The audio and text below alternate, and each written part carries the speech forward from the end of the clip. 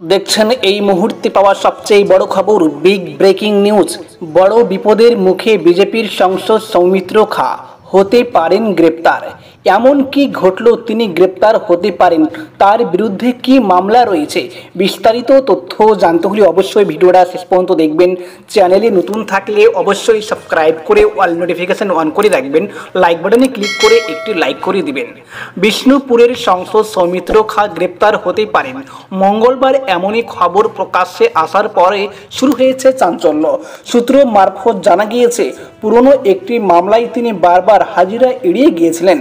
সেই হাজিরা এড়িয়ে যাওয়াতেই তার বিরুদ্ধে জারি হয়েছে গ্রেপ্তারি পরোয়ানা। বিজেপি সাংসদ সৌমিত্র খায়ের বিরুদ্ধে রয়েছে অশান্তি ছড়ানো অভিযোগ। শুধু তাই নয়, তার বিরুদ্ধে রয়েছে মারধরের অভিযোগ। 2023 সালে সোনামুখী থানা এলাকায় তার বিরুদ্ধে অভিযোগ দায়ের হয়। সেই মামলাতে তদন্ত করে আদালতে চার্জশিট পেশ করে পুলিশ। সেই মামলায় সৌমিত্রকে একাধিকবার তলব করা হলেও তিনি হাজিরা দেননি। তা নিয়ে মঙ্গলবার ক্ষোভ প্রকাশ করে আদালত। 9 জুলাই ফের তাকে হাজিরা দিতে বলা হয়েছে।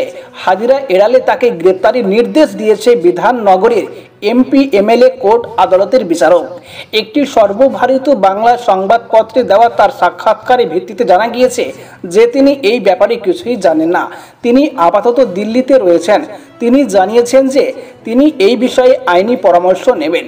তিনি আরও জানিয়েছেন যে তবে এ রাজ্যে তৃণমূল না করলে বহু মামলা করা হয়, আমিও ভুক্তভোগী। অন্যদিকে মুখ্যমন্ত্রী মমতা বন্দ্যোপাধ্যায় প্রধানমন্ত্রীর সম্পর্কে কুকথা বললে আইনি পদক্ষেপ হয় না, শুধু আমরা পুলিশি পদক্ষেপের বিরোধিতা করলে আমাদের নামে মামলা করা হয়। আমি আইন মেনে চলি, রাজ্যে ফিরে আইন মেনে যা করার করব।